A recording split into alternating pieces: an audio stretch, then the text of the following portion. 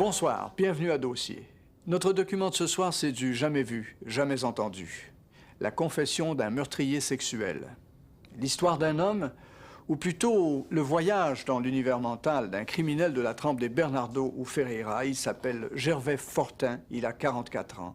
Il a agressé et martyrisé 8 femmes. Il a même tué sa dernière victime. Heureusement, les sadiques de ce genre ne sont pas nombreux. Mais ce sont eux qui terrorisent les femmes parce que justement, ils s'en prennent le plus souvent à de parfaites étrangères, sans raison apparente. Et leurs crimes sont toujours d'une violence absolument révoltante. Voici donc le face-à-face qu'ont préparé François Stanton et Nicole Tremblay.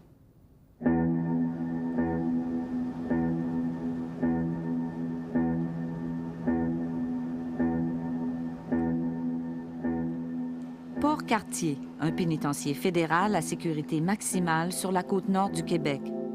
Une forteresse pour des prisonniers qui ne sont pas bienvenus dans la population carcérale dite normale. Ici, le tiers des détenus sont des agresseurs sexuels, dont la plupart purgent de très longues sentences.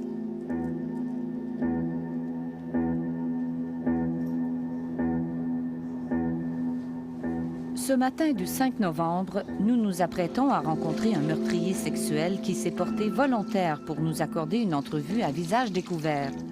Gervais Fortin, 44 ans, originaire d'Alma, au Lac-Saint-Jean. Sa feuille de route nous donne froid dans le dos.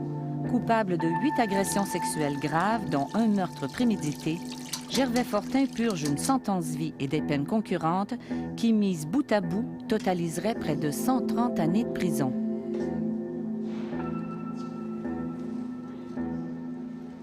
Je sais qu'il y a bien du monde qui vont me voir à la TV.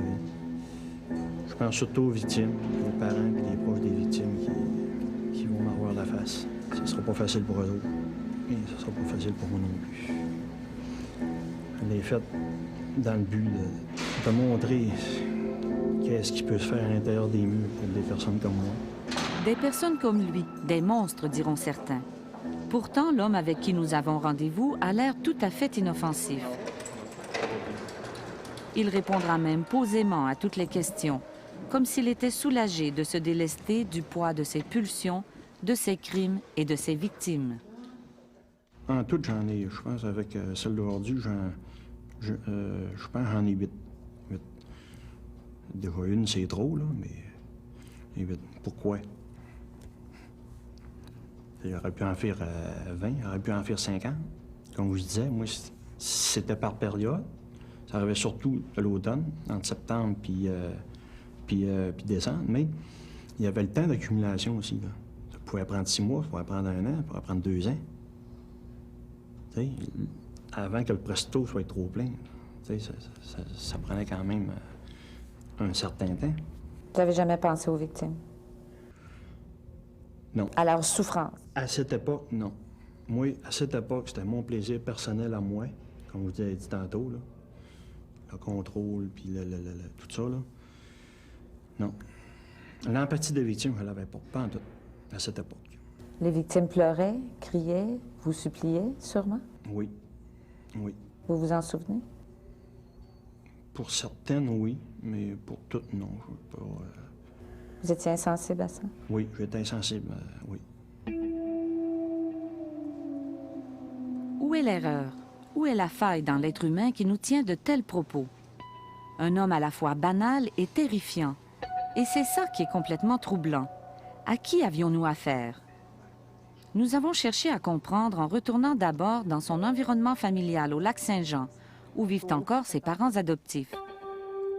Monsieur et Madame Fortin ont accepté de nous recevoir, même si pour eux la démarche était pénible. De classe moyenne, ils n'ont rien d'un père et d'une mère dénaturés, bien au contraire. Tous deux se souvenaient, comme si c'était hier, de ce bébé de 9 mois qu'ils étaient allés chercher à la crèche en 1953. Il se cachait quand il arrivait à la maison, il se cachait. Il voulait pas manger, il voulait pas... Il était tranquille quand je le mettais dans sa chambre toute seule, là, parce que je laissais un petit coin pour voir. Là, il était tranquille. Il souriait, puis... Mais aussitôt que j'arrivais, il mettait sa main. Une période d'adaptation? Ça a duré 15 jours. 15 jours. Je trouvais qu'il faisait petit, puis pas moyen de... Il prenait sa bouteille parce qu'il était caché dans le genre. Il ne mangeait plus de manger, il avait complètement arrêté de manger. Gervais était un enfant agité, disent-ils. Ils ont toutes les trois Mais depuis le sensations. temps qu'ils cherchent tous les deux à comprendre, ils n'arrivent pas à mettre le doigt sur ce qui a pu engendrer chez lui tant de cruauté. Durant son enfance et son adolescence, leur fils n'a manqué ni d'argent ni d'attention. Pas de vices cachés non plus chez les Fortin, ni violence, ni inceste. J'avais toujours peur qu'il se fasse mal. J'avais toujours peur. Il a voulu jouer du hockey. J'avais trop peur qu'il se fasse mal. Ça, je me dis que je l'ai trop couvé, qu'on appelle, Mère poule. la poule. Moi, je n'étais pas un enfant. Uh-huh. C'était pas mon rôle. C'était pas mon rôle, d'abord. Puis, j'allais très bien avec. Je ne refusais pas grand-chose. Peut-être passé. Peut-être pas assez. Peut-être pas assez. C'est la question que vous vous posez des fois. Bon, on n'avait pas beaucoup. On n'avait pas beaucoup d'enfants. On pensait de bien faire, puis des fois qu'on faisait mal.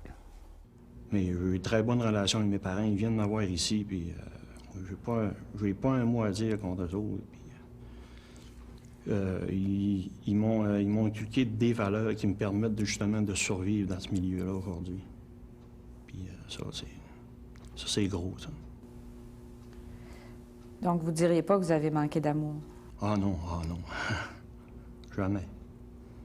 Jamais. J'ai eu des très, très bons parents, puis...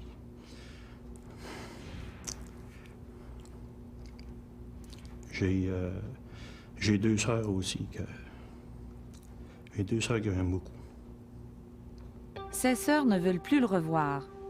Il demeure tout de même attaché à sa famille adoptive. Par contre, il insiste à maintes reprises sur la fureur qu'a toujours engendré chez lui le fait d'avoir été abandonné par sa mère biologique. J'ai su assez jeune que j'avais été adopté, puis qu'est-ce que ça signifiait. Là, j'ai vécu le phénomène de rejet. Moi, je disais, j'ai eu une maman qui m'a fait, mais j'ai eu une maman qui m'a rejeté aussi. T'sais. Là, ça m'a blessé profondément aussi. Et qu'est-ce qu'il disait quand il avait envie de voir sa mère? Est-ce qu'il était enragé contre le fait qu'elle... Est-ce qu'il y avait de la rage en lui? Est-ce qu'il y avait juste de la curiosité? Non, je pense qu'il n'y avait pas juste de la curiosité. Il s'était pas... il rageait pas après, là, mais, tu sais, il disait... Je voudrais bien la rencontrer, ma mère, mais par ses yeux, on voyait que... Ça lui faisait beaucoup de peine. Il lui en voulait, quelque part. Et lui en voulait, je pense. Pour les personnes extérieures, à l'extérieur de moi, là, de mon aide, ils vont dire, Gervais, c'est un petit gars qui était jeune, bien heureux, puis, il pétait le feu, puis tout ça. Mais en dedans, je souffrais. Mais je le laissais jamais pareil. Quand j'avais un trop-plein, vraiment, là, c'est que là, je partais, je m'en allais dans la chambre de ma sœur. Puis ça, je faisais tout ça en cachette. Là, je prenais une poupée, je la déshabillais, je lui donnais des coups de poing, je la tirais après le mur, puis ça me soulageait. Là, je la rhabillais, puis je la mettais dans le petit carrosse à ma sœur. Ça, c'est vrai, mais la poupée, tu sais, les enfants, il venait beaucoup d'enfants. La poupée, moi, je me suis pas occupée tellement. Juste après qu'il me l'a dit, là. Tu sais, il perçait la poupée partout, là, puis il allait de crayon, puis... Donc, vous vous souvenez de cette poupée qui était bariolée? Oui, ma fille aussi s'en souvient plus que moi. Madame Fortin se sent coupable. A-t-elle été trop contrôlante ou son mari trop distant? Aurait-elle pu faire mieux ou davantage? Mais faisait-elle fausse route? Faisions-nous fausse route en cherchant des explications dans le milieu familial? Pour y voir plus clair, nous nous sommes tournés vers un psychiatre, Jocelyn Aubu. À l'Institut Philippe Pinel de Montréal, il a côtoyé des dizaines d'agresseurs sexuels aussi violents que Gervais Fortin. La rage semble venir de l'intérieur de ces gens-là. Les explications quant à des relations familiales perturbées sont certainement pas suffisantes pour expliquer l'intensité de la rage que ces gens-là peuvent avoir. Il y a des milliers et des milliers d'enfants qui sont éduqués dans des milieux beaucoup plus sévères, beaucoup plus perturbés, beaucoup plus carencés. Il y a des milliers et des milliers d'enfants qui sont exposés à des modèles de violence autrement plus violents qu'eux. Et la très, très grande majorité de ces enfants-là ne deviennent pas eux-mêmes un jour violents, en tout cas pas d'une rage ou d'une intensité pour détruire un être humain comme les meurtriers sexuels vont le faire, par exemple. Jusqu'à ce jour, plusieurs hypothèses ont été avancées sur les origines du comportement des violeurs en série. Écoutez, vous voyez avec Krafft Ebing, un livre qui a été écrit il y a plus de 100 ans, que c'est pas d'hier qu'on cherche des explications par rapport aux meurtriers sexuels, aux agresseurs sexuels. Certains vont avancer, par exemple, des hypothèses génétiques. Peut-être est-ce qu'on... Oui. Ces gens-là, dans leur cerveau, y a-t-il des gènes ou des substances ou des dysfonctionnements cérébraux majeurs qui vont déclencher une rage importante, hors de proportion par rapport à une situation qui, somme toute, est relativement anodine, banale. Mais on est dans le champ d'hypothèses. Peut-être que dans 5 ans, dans 10 ans, dans 15 ans, dans 50 ans, on le saura. Ce sont des hypothèses, qu'elles soient biologiques, psychologiques, sociales, qui sont bien intéressantes, qui sont un petit peu rassurantes parce qu'on est confronté, au fond, à une angoisse épouvantable. Faut l'avouer, on ne sait pas véritablement pourquoi ces gens-là développent en eux cette rage fondamentale. Et ça nous angoisse. Et on cherche à pallier cette angoisse-là en se trouvant des explications comme ça à gauche et à droite, mais qui sont loin d'être satisfaisantes, en tout cas dans l'état actuel des sciences. Comme tous les êtres hors normes, les sadiques sexuels demeurent encore une énigme pour la science. Ils ne sont pas faciles à détecter non plus. Passés maîtres dans l'art de cacher leurs pulsions, ils parviennent facilement à leurrer leur entourage. Moi, j'ai été marié pendant 15 ans, puis je vais vous dire que je suis un homme de maison. Je fais le ménage, le lavage. Pendant 15 ans, ma femme n'a jamais fait un grand ménage. Ça arrivait des fois que mon épouse arrivait et elle était fatiguée, puis je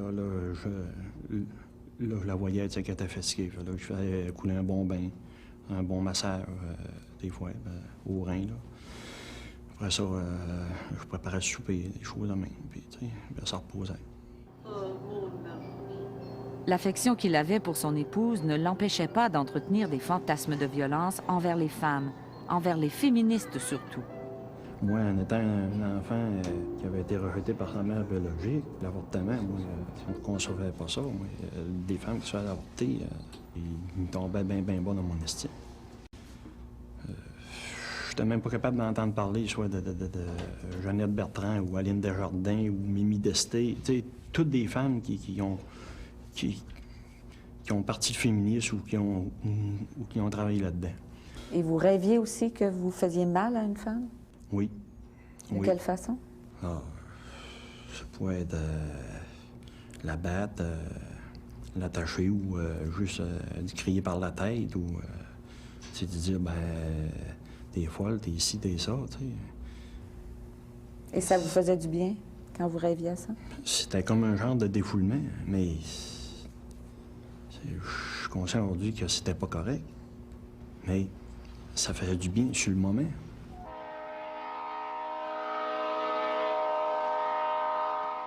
Bientôt, les rêves ne seront plus suffisants pour lui faire du bien, comme il dit. En 78, il attaque sa première victime à Alma, sa ville natale. Il avait 26 ans. Pouvez-nous décrire l'agression?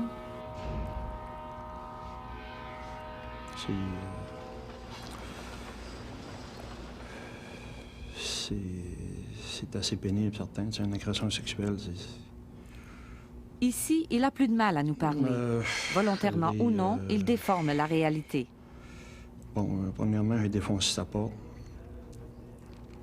Là, elle a crié. Je l'ai pris, j'ai attaché les poignets. Ensuite de ça, ben...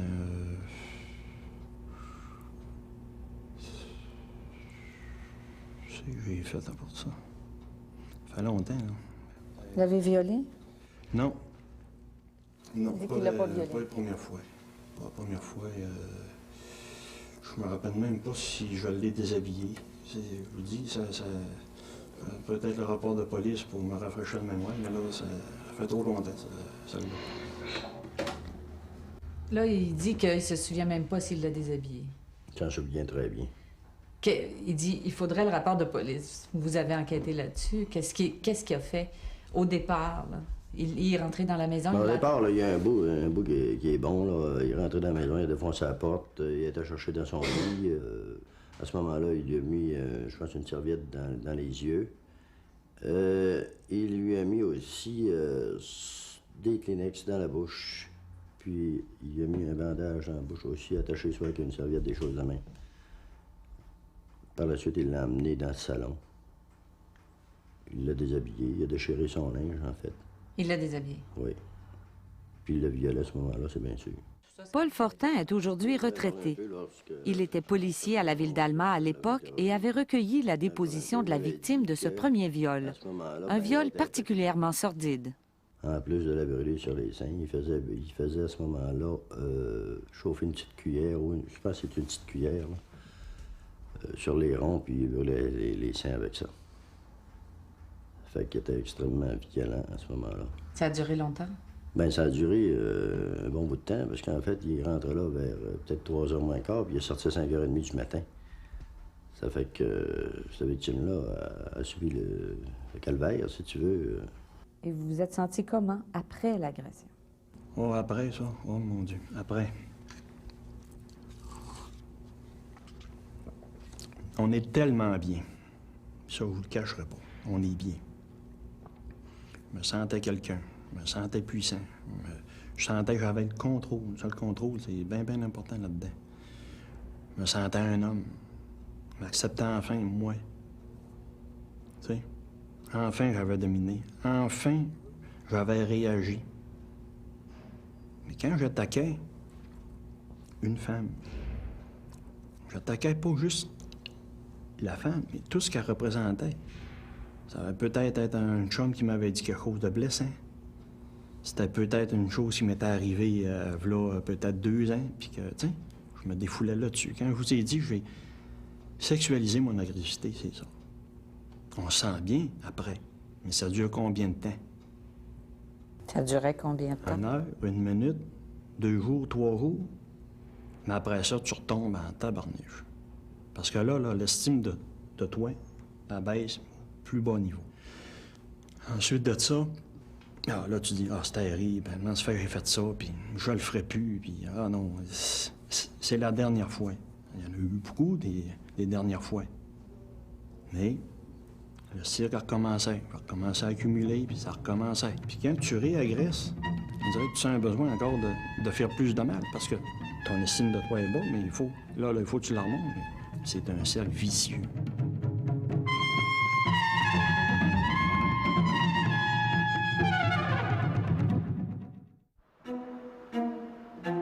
De 1978 à 1986, Gervais Fortin fera 5 victimes dans la région d'Alma. La plus jeune avait 14 ans. À l'époque, personne ne le soupçonnait d'être l'auteur de ces viols en série. Et quand vous saviez que vous étiez pour agresser une femme, vous saviez déjà que vous étiez pour lui faire mal, très mal? Je savais. Tu dis toutes des phrases pour, justement, te donner le droit, accès à la victime. Des phrases comme « Ah, mon Dieu, elle marche toute seule le soir, tu sais, elle court après ça. » Ah ben regarde donc la manière qu'elle est habillée, tu sais, elle veut se faire agresser. Après ça, ben, peut-être partir en chasse, comme prédateur, dans des places que je savais qu'il pouvait passer quelqu'un, puis c'était isolé, c'était noir, tu sais, il n'y avait pas eu de problème. Moi, j'ai jamais choisi... moi, je prenais la première qui passait. Tu sais, ça aurait pu être une jeune fille de 14 ans, comme ça peut être, je sais pas moi, une madame de 60, de 70 ans. Je savais pas, là, il faisait noir. Mais j'ai jamais, dans mon entourage, j'ai jamais voulu faire de mal à des femmes dans mon entourage. Vous sentiez le besoin de les insulter? Ah oui, là, lors de l'agression, je lui disais toutes sortes de choses. Comme, je pourrais dire, bon, toi, t'es une future femme qui va se faire avorter, ben, t'es une ci, t'es une ça, c'est sûr, ça fait partie de... pour humilier la femme. Pas la femme qui est en train d'agresser, ben, c'est sûr que je l'humilie aussi, mais c'était pour humilier la femme. Puis moi, durant que je faisais ça, ben là, je me sentais gonflé, puis, tu sais, j'étais un homme, tu sais, j'avais le contrôle. Bonjour. Oui, j'aimerais avoir le dossier de Gervais Fortin. Nous avons retracé certains détails de sa carrière criminelle au palais de justice d'Alma. C'est d'ailleurs ici, en 86, qu'il a subi son premier procès. Sa 6e victime, une collègue de travail à la compagnie Price, avait réussi à l'identifier malgré le masque dont il s'était recouvert le visage. Officiellement, pour la Cour, il s'agissait d'un premier délit, puisque Fortin n'avait pas encore avoué tous ses viols. Il sera condamné à 3 ans et demi de pénitencier. C'était un coup de masse pour vous. Ah, un coup de masse, c'est terrible. Terrible. Terrible, parce que quand tu dis, bon, ben, c'est un enfant qui n'a jamais eu de misère avec. Et vous avez-vous gardé espoir jusqu'à la fin du procès qu'il soit acquitté? Pas jusqu'à la fin. Pas jusqu'à la fin. Mais j'ai gardé espoir longtemps. Pourquoi pas jusqu'à la fin?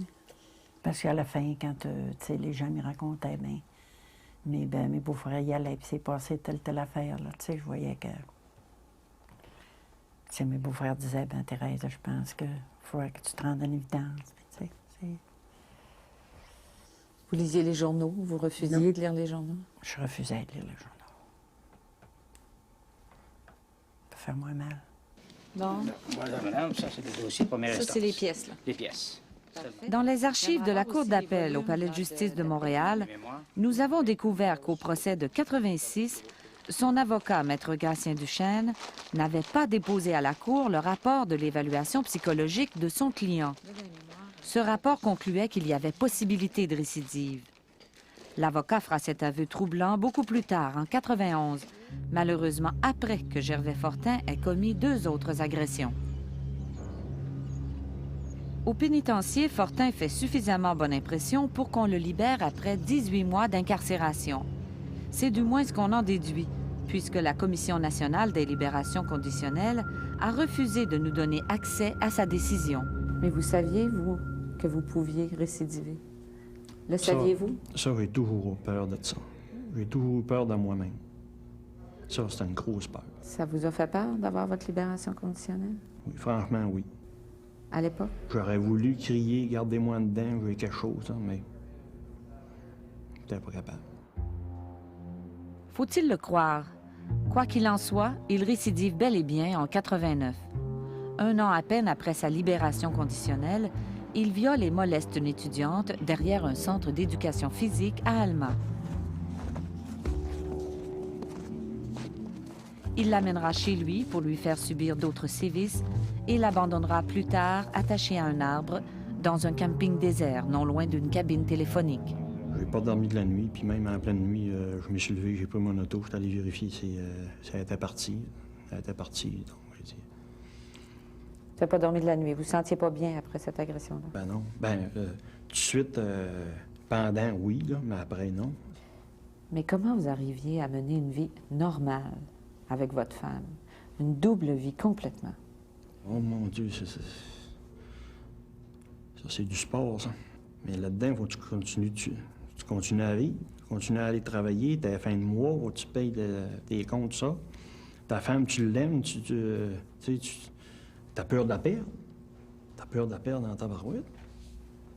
Tu sais, elle m'a souvent dit, moi, si j'apprends vraiment que c'est toi qui as fait ça, puis, tu sais, elle va partir, tout ça. T'as peur de la perdre, puis là, tu t'aimes pas là-dedans, puis là, tu sais... Mais vous arriviez à vous contrôler assez bien, à avoir l'air tout à fait normal. Dans la vie, oui, mais... Dans la vie de tous les jours, oui, mais en dedans, tabarouette, ça bouillonnait en tabarnouche. Mais vous sortiez de prison, vous n'êtes pas allé chercher d'aide? Non, j'avais peur de perdre ma femme, j'avais peur d'avoir d'autres condamnations, puis en rentrant dedans, puis... Ça a la peur. La peur, puis la honte aussi. Vous aviez plus peur que de faire mal, au fond, à vos victimes. Vous aviez plus... À l'époque, oui. À l'époque. Ça vous faisait rien de faire mal à vos victimes, mais vous aviez peur, vous, d'aller vous confier à un psychologue. Oui. Je comprends pas. Ah, je vois vous que c'est quand même assez malin, mais... Il faudrait que vous sortiez dans ma peau pour comprendre. Cette fois, les policiers soupçonnent Gervais Fortin. En 89, son dossier judiciaire n'est plus vierge. Il a passé le détecteur de mensonges en rapport avec cette agression-là. J'ai profité aussi, par la même occasion, de lui parler de l'agression qui est arrivée en 78, c'est bien sûr. Et puis, le gars du détecteur nous a dit à 200 % qu'on se trompait pas de gars, c'était le bon gars. C'est lui qui avait fait les deux qu'on parlait à ce moment-là. Mais, est-ce que vous pouviez l'accuser avec ça? On ne pouvait pas l'accuser parce que c'est un gars qui était extrêmement intelligent. Après ça, il faisait disparaître toutes les preuves ou les indices qu'on pouvait pour pouvoir le relier, en fait, au crime. On peut pas les... Si on n'a pas d'indices ou on n'a pas de quoi de technique, on peut rien faire. À un moment donné, je me suis dit, coudonc, c'est fini, on n'a rien à le garder, on va le laisser. Et puis au moment de l'interrogatoire, justement, j'avais dit à Gervais, écoute, la prochaine agression que tu vas faire, c'est bien malheureux, toi, tu vas tuer. Je suis convaincu que tu vas tuer. Puis c'est là, par la suite, qu'il a tué quelqu'un, je pense, dans Woodradden, là. Et puis, c'est que j'y avais dit, mais c'est arrivé, malheureusement. Comme le policier l'avait prédit, il tuera sa 8e victime. Le crime a lieu en janvier 91, dans la région de Joliette, où il avait déménagé. Il est alors en instance de divorce et n'a pas d'emploi. Il accepte très mal de dépendre financièrement de sa nouvelle conjointe et ne tolère plus aucune frustration.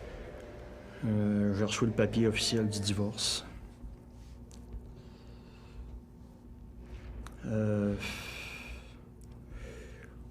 Là, la tuile qui est arrivée le plus, là, qui a fait vraiment sauter, c'est que le réfrigérateur a sauté. Ma conjointe à travail ne fait pas des gros salaires, on est juste pour arriver. Puis moi, j'ai jamais connu ça. Hein. Quand il y avait quelque chose qui brisait, quelque chose, on avait de l'argent, il allait tout de suite. Inconsciemment ou non, il se met en chasse d'une proie sur laquelle il pourra déverser sa colère. Au bureau d'assurance chômage de Joliette, il croise une jeune fille de 22 ans, Nathalie Dallaire. Puis là, il s'est passé quelque chose. Il faut vraiment l'avoir vécu. Je vais essayer de vous le décrire du mieux que je peux. Là. Aussitôt, je l'ai vu. J'ai dit, c'est ma mère biologique. Une fille de 22 ans. C'est ma mère biologique. Pour moi, là, j'ai parti, j'ai sauté à la gorge complètement. J'ai mal à la tête, j'ai mal au ventre, j'ai mal au cœur. Là, ça fait tellement bizarre. Là. Pour moi, j'avais retrouvé ma mère biologique. Pour un homme en état de panique, il ne perd pas ses moyens. Se faisant passer pour un employeur, il convainc sa future victime de le suivre jusqu'à la maison mobile de ses beaux-parents, à Saint-Ligory, à 2 pas de chez lui. La maison est déserte, il le sait. C'est là qu'il séquestre Nathalie Dallaire pendant près de 3 jours. Elle ne sortira pas vivante de son cauchemar. Aussitôt qu'elle est rentrée dans la maison mobile, j'ai fermé la porte, j'ai barré, j'ai dit enfin, je t'ai retrouvé. Elle a fait encore ligne de saut, là. Elle dit ce qu'il y a. Elle dit maman, j'ai dit je t'ai retrouvé, puis là, elle dit on a des comptes à régler, puis moi, j'ai des choses que je veux savoir, puis ça fait longtemps, puis j'ai souffert, tu m'as fait souffrir par rapport à ça. Pour moi, c'est ma mère biologique. Ça, fait que là, là, je l'ai emmené dans le sous-sol, puis là, je l'ai attaché. Là, il posait des questions, mais elle, c'est sûr, elle, c'est pas ma mère biologique, puis elle panique, elle, là. Moi, je voulais moi, j'avais des questions à lui poser, tu sais. J'ai dit, t'es fait dans un lit, j'ai dit, t'es fait sur une poubelle, puis mon père, c'est qui c'était, puis pourquoi t'as pas voulu de moi? Parce qu'elle répondait pas. Moi, ça me mettait plus agressif. Puis c'est de là que mon agressivité sortait plus, puis elle était plus encore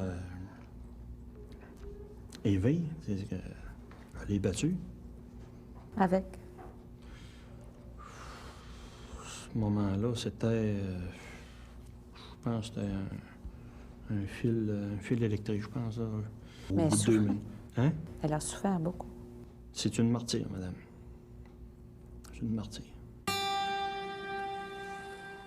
Yvon Baudouin de la Sûreté du Québec a dirigé l'enquête à l'époque. Alors, c'est ici que vous avez retrouvé le corps. Oui, effectivement. C'est ici, jeudi, le 24 janvier au matin, vers 9h57. C'est l'entrepreneur en déneigement de la municipalité qui, en venant se revirer ici, là, a constaté la présence du corps de la victime.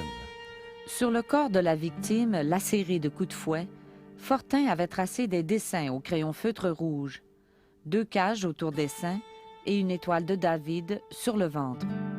Les seins, moi, je te parle, pour moi, pour un enfant, tu sais, que moi, c'était le premier contact physique. Moi, moi, dans ma petite tête d'enfant, j'ai été rejeté de ça. Bon. Ça, les seins, ça avait cette connotation-là. Le ventre, ça a été le moule. Pour moi, c'était le maudit moule qui m'a fait. OK? Moi, j'ai été faite dans cette femme-là, dans un mauvais moule, parce qu'elle m'a rejeté. Faut pas oublier que je pensais ça, là, tu sais, jeune, là. Fait que c'est pour ça que je sentais comme un besoin d'attaquer ces parties-là. Durant les 3 jours fatidiques, Fortin n'avait rien changé à ses habitudes de vie. Il rentrait régulièrement à la maison, préparer les repas et passer la nuit avec sa compagne, comme si de rien n'était. On dirait que dans cette période-là, qu'il y a eu ça, là, je regardais ma montre souvent. Peut-être ça qui me rattachait un petit peu à réalité des fois de « Oh, là, il est 11h30, il faut que je aille de l'autre bord pour faire les repas, puis tout ça. » Sans une information inattendue, Fortin n'aurait peut-être jamais été soupçonné. Il sera arrêté à sa résidence 10 jours après le meurtre. Il avait encore en sa possession le drap dont il s'était servi pour fabriquer le bâillon de sa victime. Il a commis une erreur en laissant le bâillon, finalement. C'est ça qui a été la preuve, une preuve importante. En fait, oui, ça nous a permis de faire un bon travail par rapport à ça, ce bâillon-là. Et le fait aussi d'avoir laissé la voiture de la victime à proximité de la résidence. C'est ce qui nous a mis sur la piste. Et sa réaction quand il était arrêté, est-ce qu'il a admis sa culpabilité tout de suite? Ben, pas tout de suite, non. Il a été assez passif. Ça a pris un certain temps. Là. Évidemment, il a été confronté au fait qu'on avait retrouvé tous ces éléments-là. Et il s'est montré quand même coopératif. Est-ce qu'il était surpris que vous étiez arrivé jusqu'à lui? Absolument pas. Fortin avouera aux policiers que Nathalie Dallaire est morte seule dans cette cave, étouffée par son bâillon. Comment vous pensiez vous en sortir?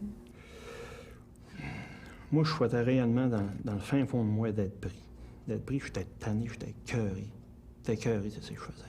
J'étais tanné, j'étais pas bien dans moi. La jeune fille avait été élevée par ses grands-parents, Monique et Jean Pronovo. Ils ne sont pas prêts d'oublier cette semaine du 21 janvier 91. Toute cette semaine, on n'a pas mangé, on n'a pas dormi. Assis à côté du téléphone. Benoît, là, il me téléphonait, mettons, à 8 h. Moi, à 9 h, je l'appelais. C'était de même, tout le temps. On n'a pas mangé, on n'a pas dormi. Jusqu'à temps qu'il vienne nous dire qu'elle était morte, puis je ne le croyais pas encore. Je dis, c'est pas vrai. C'est une fille qui était tranquille, elle ne buvait pas, elle ne sortait pas. C'était un ange. Il n'y avait aucune raison, lui, de nous l'enlever, parce que elle ne méritait pas de mourir, puis de souffrir comme qu'il l'a fait souffrir. Parce que c'est dur à dire. Hein. C'était notre soleil. Parents de victimes, parents d'agresseurs, chez l'un comme chez l'autre, les plaies ne se referment pas facilement. Mais ça vous a pas complètement surpris, étant donné le premier épisode, là? Non, ça m'a pas complètement surpris, parce que là, des fois, on écoute la TV et ils disent, bon, ben c'est rare que ça récidive pas, tout ça. J'y pensais, tout le temps. Tout le temps? Oui. Ah ouais? J'y pensais tout le temps. Quand il est parti, là, après fête, il dit quand maman, sois pas inquiète, là. Tu sais, je disais tout le temps, mais Gervais, fais attention. Sois pas inquiète, ça va très bien. Puis je te dis quand on a su ça, là, que c'est dur. Est-ce que ça vous arrive sûrement de penser aux victimes? Ah oui. Mon Dieu. Oui, puis je prie pour eux autres. Oui, je trouve ça terrible. Les mères aussi. Benoît Gilardot vivait avec Nathalie Dallaire à l'époque. Ensemble, ils faisaient des projets d'avenir. On avait projeté de se fiancer. C'est sûr qu'il y avait un projet de mariage ensemble. Il ne pardonnera jamais à celui qui lui a ravi pour toujours sa fiancée. On ne peut pas pardonner une chose semblable. On ne peut même pas comprendre comment une personne peut en venir à faire une chose comme ça. À Joliette, le procès pour meurtre de Gervais Fortin a duré 4 mois. C'est l'un des plus longs dans les annales judiciaires québécoises, du moins pour un seul accusé. Benoît Gilardot et les grands-parents de Nathalie ont assisté à toutes les audiences. Je trouvais ce qu'il disait horrible. Surtout de la façon qu'il disait. Une façon assez désinvolte, assez reculée, là. Comme si ce ne serait pas son procès, là. Comme si c'est pas lui qui serait en cause. Pour lui, c'était pas grave, là. 4 mois de temps. À tous les jours, on le voyait, lui. Hein. Il était impassible, là, une face de... Il bougeait pas, là. Il venait tout le temps comme ça. Puis il n'y avait aucune expression sur son visage. T'sais, on aurait dit un homme... Pas de cœur, là, ça... Il montrait aucune émotion. Non. Il était toujours le même visage. Un visage dur, ça... Comme si, que ce qu'il avait fait, c'était normal. Une soixantaine de témoins se succèdent à la barre, des psychiatres entre autres, puisque l'accusé plaide de l'aliénation mentale. Il soutient avoir confondu la jeune fille de 22 ans avec sa mère biologique. S'il savait qu'il était malade ou il y avait une hantise ou un problème suite à son enfance, il était conscient de ça. Il aurait pu faire des gestes pour améliorer cet état. Mais non, il a préféré tuer une personne à la place de faire ça. C'est pour ça que je vous dis, c'est la façon qu'il dit que suite à son enfance, ça, je crois pas à ça du tout. Est-ce plausible que le rejet par sa mère biologique ait hanté Gervais Fortin au point de le pousser jusqu'au meurtre? Selon le psychiatre Jocelyn Aubu, ce genre d'échafaudage mental est souvent présent chez les meurtriers sexuels. Tu peux pas agresser sexuellement une femme, lui faire mal, la voir souffrir, l'avoir terrorisée, puis être capable en même temps d'avoir du plaisir puis une érection, si tu n'as pas une série de mécanismes psychologiques qui vont te couper de ce que l'autre va vivre. Si tu n'as pas une série de mécanismes psychologiques qui vont t'éviter de reconnaître la détresse de l'autre qui est devant toi. Et ces mécanismes-là, ils sont présents avant le délit, ils sont présents pendant le délit, puis ils vont persister après le délit. C'est bien évident. Ils servent à la commission du délit comme tel.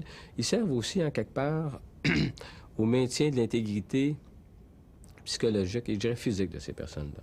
Parce qu'à partir du moment où ils se mettent à regarder véritablement ce qu'ils ont fait à l'autre, à regarder la détresse, la souffrance de cette autre personne-là, quel est le choix que vous pensez qu'ils ont? C'est un choix de se détruire, au fond, eux-mêmes, comme ils ont détruit, comme ils ont projeté leur désir de destruction sur l'autre. Mais êtes-vous en train de me dire que si un agresseur sexuel sévère était vraiment guéri, il se suiciderait?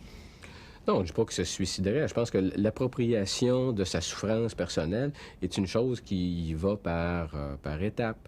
Ce que je dis, c'est que s'ils y faisaient face d'une manière brusque, brutale, comme nous, on l'aperçoit, comme la victime, surtout l'a reçu, c'est clair qu'en quelque part, il y aurait un certain nombre de ces gens-là qui se suicideraient. Le juge et les jurés n'ont pas endossé la thèse de l'aliénation mentale et ont condamné l'accusé à une peine d'emprisonnement à perpétuité pour meurtre prémédité. En marge de son procès, Fortin avouera à l'enquêteur Dalma toutes les agressions pour lesquelles il n'avait jamais été condamné. Ouais, je t'avais dit que tu allais tuer le prochain voyage. Tu sais que t'as fait? Il dit, oui, Paul, je l'ai tué. Et puis à ce moment-là, il dit, Paul, j'aurais bien dû t'écouter. Puis là, c'est à ce moment-là qu'il m'a sauté sa main, là, puis il pleurait, là, j'ai dit, à ce moment-là, il va me dire la vérité, puis il va donner des agressions, puis c'est à ce moment-là qu'il a déclaré les agressions qu'il avait faites. Seriez-vous prête à pardonner à cet individu-là? Je n'ai pas pardonné encore. Des fois, je me dis, si j'y pardonnerais, peut-être que ce serait moins dur. Puis, d'un autre côté, c'est dur à pardonner après, quand on a eu une affaire, quand il s'est passé une chose comme ça. Pardonner, c'est bien beau. C'est beau, pardonner. Mais c'est de l'oublier. C'est d'oublier. On n'est pas capable d'oublier. Quand on ne l'oublie pas, là, on ne peut pas pardonner. Moi, je pense pas. Moi, je ne suis pas capable. Non. Moi, avant ça, là, un début, c'était « Oh mon Dieu, j'aimerais tellement savoir les familles des victimes, puis lui demander pardon. » Hey, vois-tu, je ne suis même pas capable de le faire encore avec moi-même. J'ai pas d'affaire à le demander aux autres. Je suis une affaire, ils sont bien contents que je sois en dedans. Ils savent que je suis emprisonné puis que je peux plus en faire.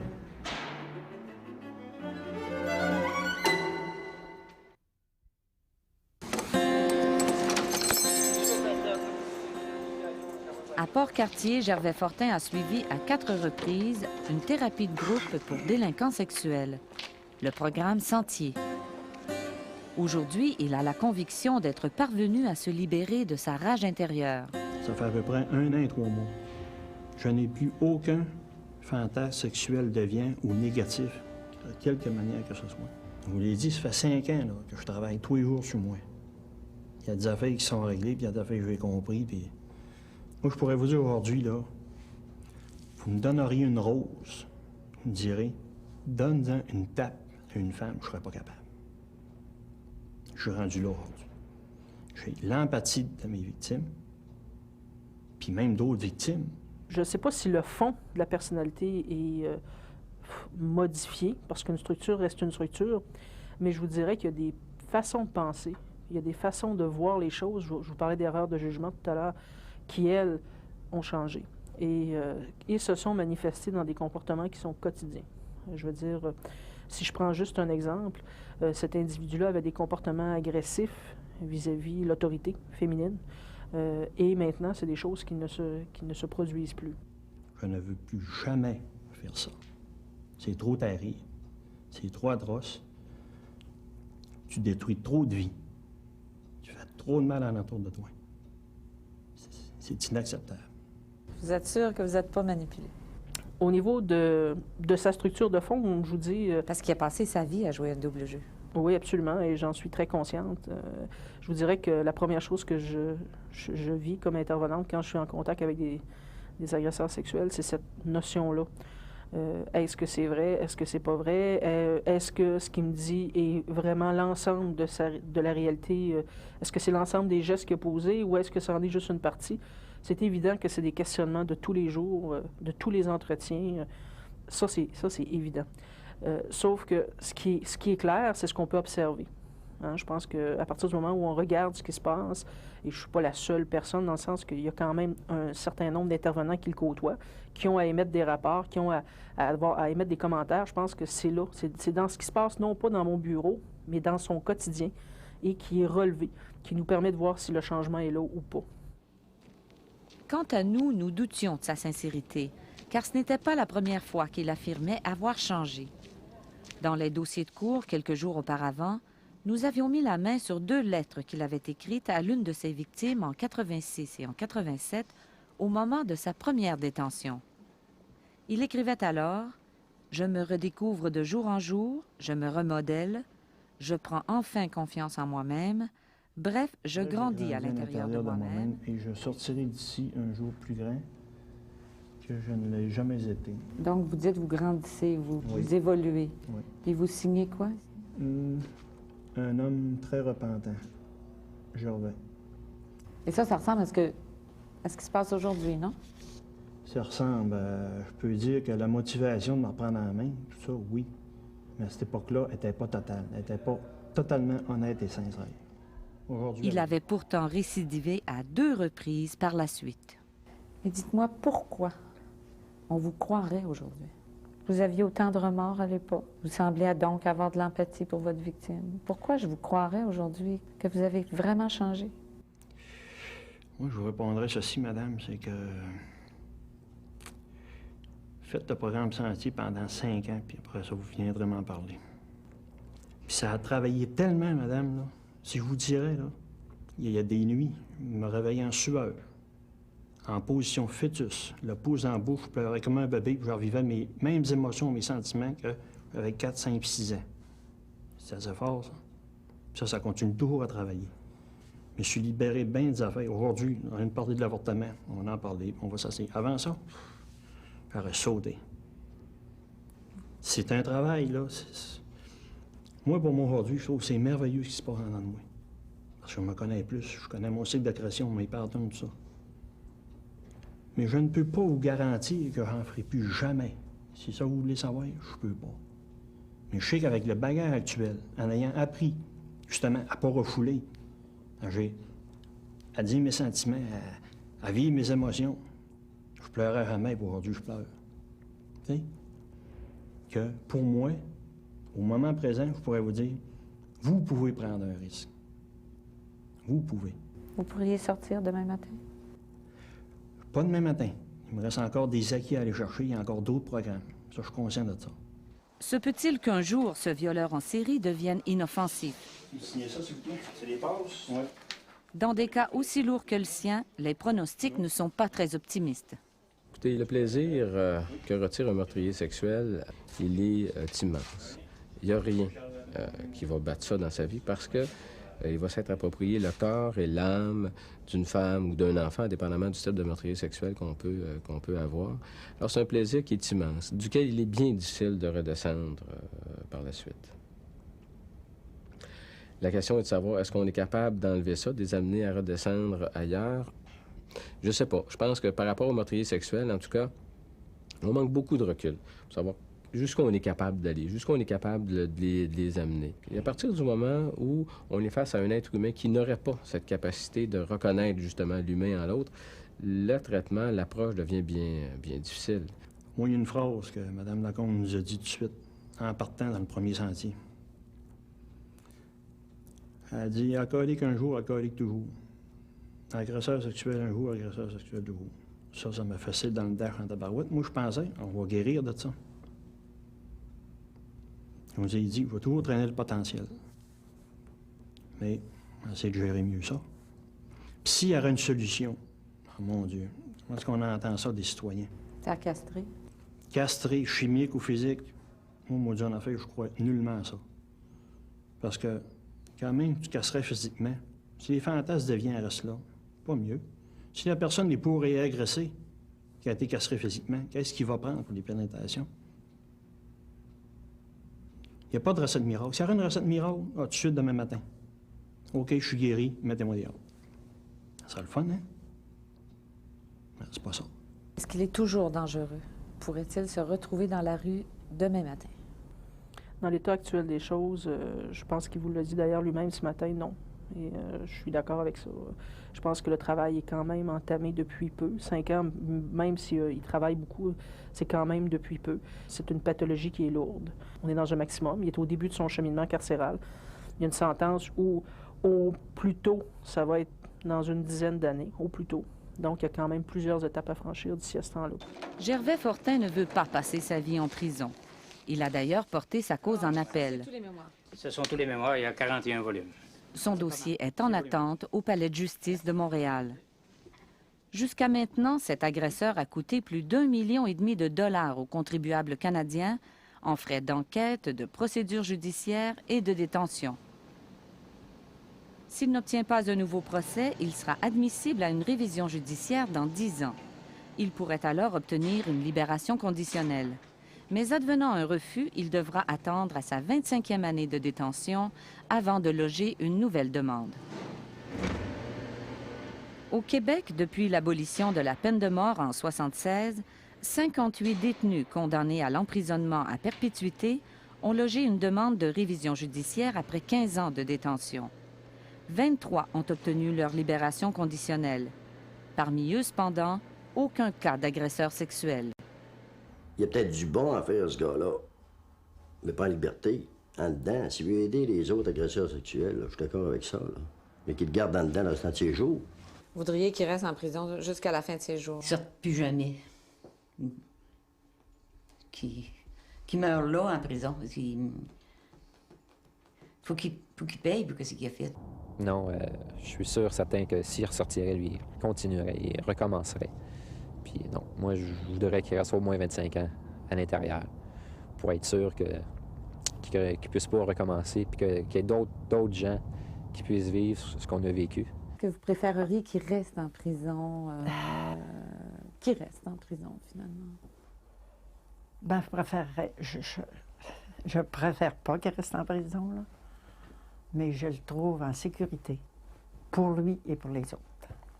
Quoi qu'il arrive, ses parents ont décidé de ne jamais l'abandonner. Il y en a qui m'ont dit, mais pourquoi que tu le laisses pas aller? C'est un enfant que tu as élevé. Laisse-le donc aller. Non. Tant que j'aurais les yeux ouverts. Et pour vous, est-ce que c'est une épreuve aussi difficile peut-être que d'avoir perdu un enfant? Avez-vous l'impression qu'un décès? Gervais? Oui. C'est pire qu'un décès. Il n'y a pas un soir que je me couche. Ma dernière pensée, c'est lui, puis ma première le matin, c'est lui. Si on vous laisse 25 ans en prison, Vous allez vous sentir comment? Allez-vous toujours avoir cette bonne volonté ou cette perception? Ça, là... Est-ce que ça va être gérable? Ça, c'est... Avant ça, c'était un de mes gros défauts. Je pensais bien loin. Aujourd'hui, je pense au jour le jour. Dans 25 ans, on va avoir plus de cheveux blancs, je vais être plus vieux. S'ils sont obligés de me laisser sortir au bout de 25 ans, je vais être plus un risque assumable dans 25 ans que je suis aujourd'hui.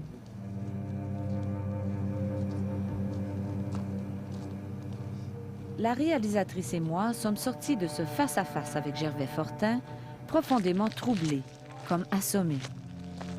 Nous regrettions d'avoir voulu sonder l'univers sordide de cet être redoutable. Nous aurions voulu nous rassurer, vous rassurer. Mais vous les avez entendus, les spécialistes n'arrivent pas encore à comprendre ni à vraiment contrôler ces drogués de l'agression en quelque sorte. Que faut-il faire comme société avec ces hommes qui nous terrorisent?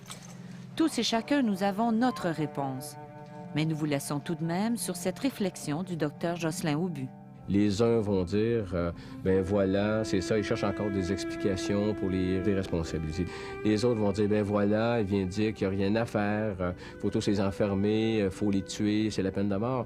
Ce que je dis, c'est qu'on est pris avec un problème qui ne s'en ira pas. Et en quelque part, on ne peut pas se fermer les yeux sur ce problème-là. Qu'on donne des sanctions les plus longues qu'on voudra, ça ne m'appartient pas de déterminer ça. Ce qui nous appartient, je pense, comme société, c'est d'essayer de comprendre au mieux, avec les moyens qu'on a à ce phénomène-là, c'est d'essayer de repousser les limites de nos connaissances par rapport à ce phénomène-là. Encore une fois, pas pour déresponsabiliser des agresseurs, mais pour nous protéger nous-mêmes au bout de la ligne. Parce que c'est ça qui compte, finalement.